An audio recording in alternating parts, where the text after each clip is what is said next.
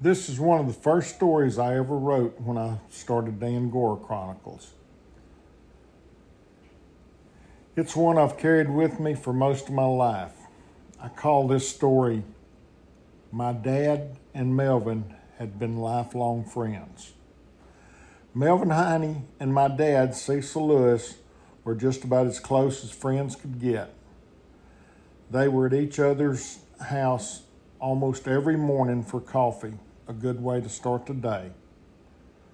Whatever Melvin owned, my dad was welcome to use, and the same the other way around.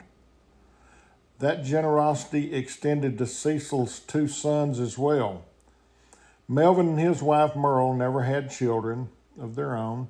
When Melvin needed help hauling hay or building fence or doing whatever, Cecil was more than happy to volunteer Kenny and me. That's just the way friends were back then. It didn't set very well with me one hot summer day when Melvin decided we weren't working quite hard enough hauling hay. His way of motivating us was to say, "If you boys don't hurry up, I'll just get Cecil to leave y'all here with me when he and your mother go off to Yellowstone Park on vacation next week."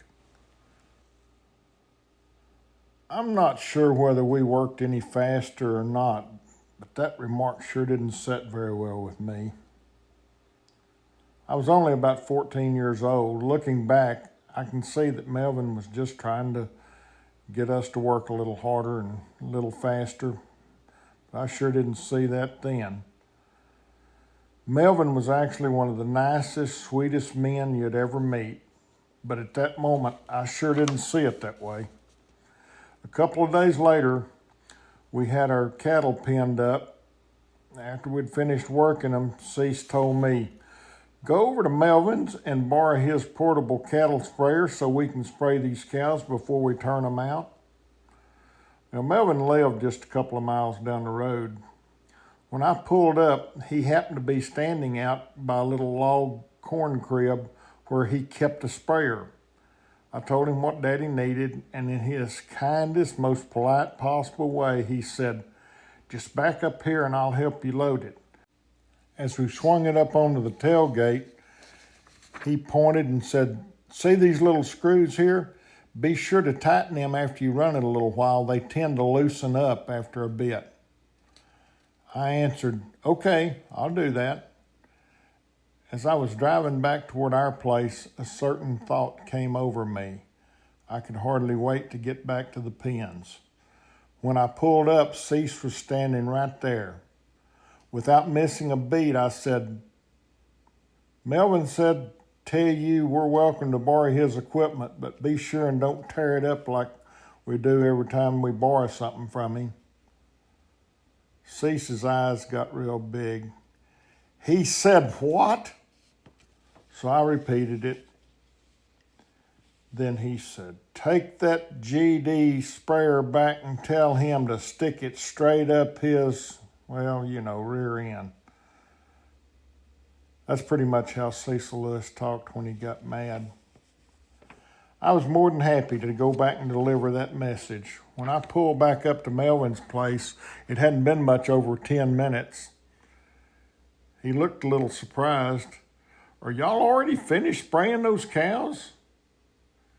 As best I can remember, I repeated Cease's words exactly. I unloaded that sprayer, got in a pickup, and was halfway home, I'm sure, before Melvin could have probably even uttered a word. After that, Cecil and Melvin didn't meet every morning for coffee, but we never hauled hay or built another bit of fence for him either. Looking back now, I don't remember ever meeting a kinder, more considerate man than Melvin. After a while, they did kind of get to where they would visit some, and sometime in the 70s and 80s, Melvin and Merle would come over to the fishing camp and camp out, and they seems like things kind of got back to normal, but I guess all wasn't lost. They would sit around, and I seriously doubt, though, that they ever really talked about the cattle sprayer. Kind of wish they had. By the time the 90s rolled around, both my parents were gone. I'd go to visit Melvin and Merle at their place up in Burnett. They had sold out in Smithwick and moved up to Burnett. We'd sit and talk about the good old days and growing up around Smithwick. Somehow, we never got around to talking about the cattle sprayer incident. I wish we had.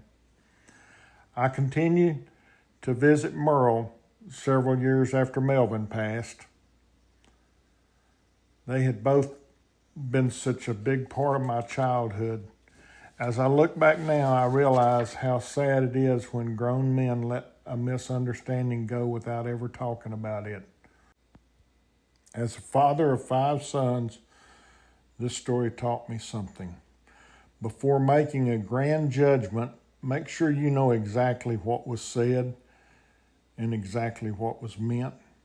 Sometimes just a few misunderstood words can change a friendship that had taken a lifetime to build.